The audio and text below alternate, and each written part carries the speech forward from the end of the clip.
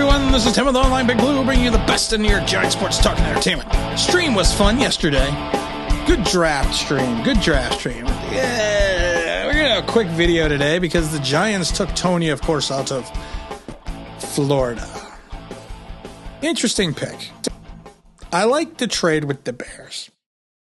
I liked it. I like Justin Fields as a player. And I think Toney is an interesting pick, but do I think he was an interesting pick at 20? No. He has the potential to be Percy Harvin 2.0, and Percy Harvin, of course, went to Florida. Had an interesting career in the pros. He was kind of a versatile player. He played a little bit of running back. He played a little bit of wide receiver. He was returning punts. You know, he had his big seasons with Minnesota, and then he helped Seattle to the Super Bowl and all that fun stuff. Toney, could we have gotten him probably later? Yes, and the whole crap about we're going to draft an impact guy from Dave Gettleman, it was all smokescreen. Toney can come in. He can be a wide receiver. He's going to play mainly in the slot. To me, he's a third wide receiver that can be used in multiple positions, but the bulk of his reps are going to come in the slot. He's a third wide receiver in a vertical offense. That's what he is. His career has been filled with injuries over at Florida. Production at times has not been the best. I mean, his freshman year, let's see, he had 151 yards, 206 yards, 194. And then last year was his big year with 984 yards. His quarterback play had a lot to do with it. And when the quarterback played well in Florida here in 2020, of course, his stats picked up. Speed guy, only about 5'11", 93 pounds. He was a quarterback. He was a dual sport player. He was a quarterback coming out of college in Alabama. Most people thought he was going to go to Alabama, but he chose to go to Florida. He's had some off-field issues as well, and I find it interesting that people are saying, well, maybe they were shying away from Parsons because he had some off-field issues. Toney's had some off-field issues over in Florida, over in Gainesville. I mean, he's going to be potentially electric when he has the ball. He can be used in multiple sets and multiple systems. And I've said this before, the Giants' offense and defense will be predicated on versatility this year, not substitution. And then he kind of fits the bill for that. Could we have had him maybe in the second round? Yeah, I think he could have been in the second round. I think the pick he would have potentially gone to is Green Bay later in the draft. But I'm not seeing. It's not a good. It's, you know what? And I said it on the stream. It's not a sexy pick. It's not a pick that you look at and you're like, oh, it's Michael Parsons. You know, he's a good change of direction guy. He knows how to evade tacklers. He's got surprising straight line speed. I mean, he reminds, like I said, he reminds me of Percy Harvin. He's kind of like a pinball. He kind of weaves in and out past the linebackers and past the safeties. I mean, he can streak past guys. He's not going to be in every play with him is not going to be a successful play.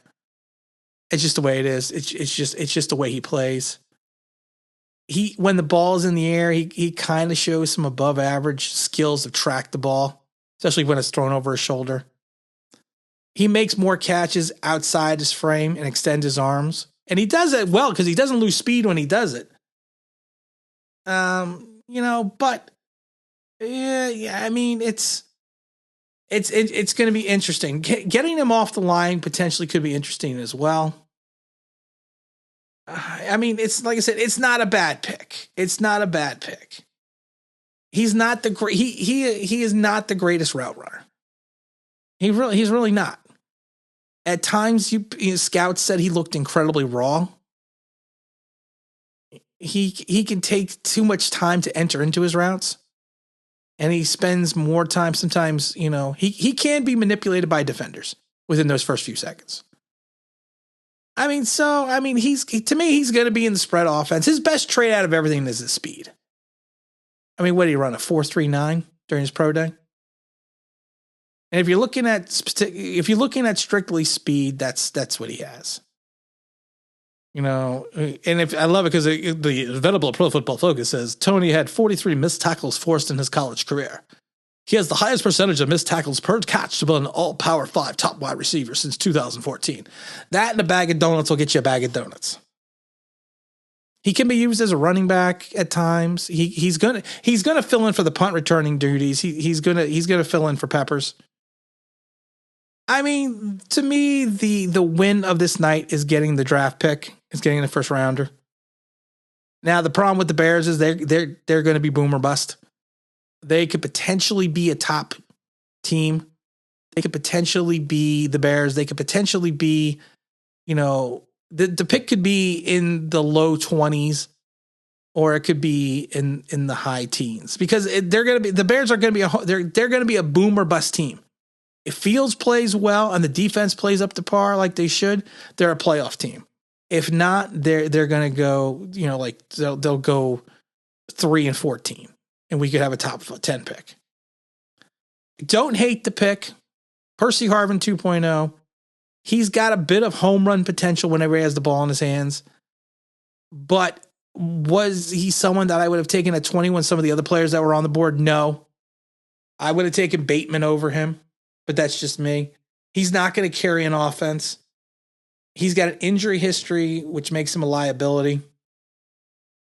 So, I mean, I would not say in some ways the Giants would have been an ideal spot for him. If he would have went to, like I said, if he would have went to the Packers or the Cleveland Browns, it would have made more sense. But sometimes Dave Gettleman does stuff that doesn't make sense. I'm not upset about the pick and worn out because, you know, I'm just worn out. So it was a long night. It was a 3-hour stream. Most I've done, well, I did 2.5 hours with Bad Dog. But it's just not, it's not a sexy pick. It's going to, in some ways, it could potentially be a boom or bust pick. He's going to be kind of a gadget player. You know, I think he would have been better off going to a team that had more of a established receiving core. And I mean that because of the fact that, you know, Darius is coming off an off year. Kenny G's coming off the injury. Sterling Shepard can never stay on the field healthy. Sterling Shepard is probably his last season. He's going to basically replace Sterling Shepard. We basically drafted Sterling Shepard's replacement a year early, which isn't a horrid thing, but I'm not going to expect a lot out of him. I'm going to expect, I would even have taken Marshall over him at that point. But I'm not going to expect a lot out of him. He's going to be more of a special teams guy. He's going to take some time, I think, to mold into the NFL game, and you can look at that from his college statistics. He's only had one good year. I mean, he had his senior year was his best year in college. Or, yeah, it was his senior year. But like I said, plus he only had 12 touchdowns all through college. And I've said this a million times, though. Once you start your pro career, once you're drafted, your college stats mean nothing. It's going to be his skills and his ability. And like I said, if he can gain separation, if he can play special teams well, he's not going to be the kind of guy that's going to be always he's going to have to be put in the right positions. And that's what Jason Garrett's going to have to do. And Daniel Jones is going to have to find him.